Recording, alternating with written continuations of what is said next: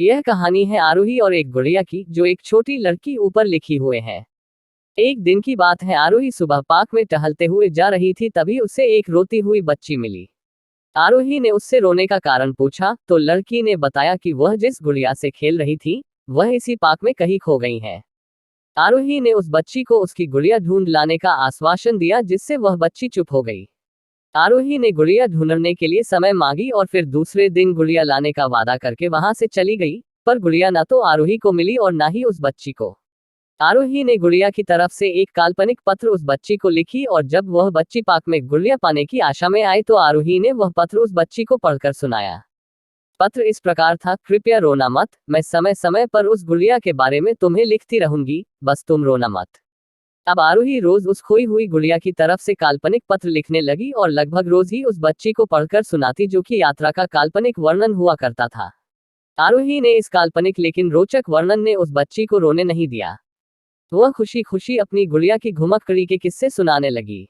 अब वह खुश रहने लगी। एक दिन जब काफी कहानियां हो गई तो आरोही ने एक दूसरे गुड़िया उस बच्ची को लाकर दी। जाहिर है वो गुड़िया बदली हुई थी। उस बच्ची को अपनी खोई हुई पुरानी गुड़िया जैसे नहीं लगी, तो वह आरोही की ओर देखने लगी। आरोही अनजान बनते हुए गुड़िया में चिपकी एक चिट्ठी निकाल कर पढ़ने लगी। उसमें लिखा हुआ था, यह मैं ही हूँ, तुम्हारी वाली गुड़िया जो पार्क में खो गई थी। दुनिया भर की लंबी यात्रा की वजह से मैं थोड़ी बदल गई हूँ। बच्ची को इस गुड़िया और आरोही पर विश्वास हो गया। वह गुड़िया लेकर घर चली गई।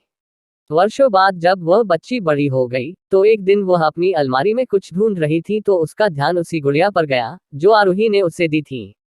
बचपन की बातें याद करके वह हंसने लगी। उसे सब समझ आ चुका था कि आरोही ने कैसे उसका मन रखा। उसे उस गुड़िया पर फिर प्यार आने लगा। वह उसे बड़े गौर से देखने लगी। तभी उसकी नजर गुड़िया की फ्रॉक की आस्तीन में छुपे एक छोटे से पत्र पे गई। उसने बड़ी व्याकुलता से वह पत्र निकाला और पढ़ने लगी। पत्र में संक्षेप में यह लिखा हुआ था, हर वह चीज जिससे तुम प्यार करती हो कभी ना कभी तुमसे खो जाएगी और जो तुम्हारे पास होगी वही तुम्हारे लिए सच्चे रूप में बनी होंगी। रूप भले ही भिन्न होगा पर प्यार एकदम खालिस होगा।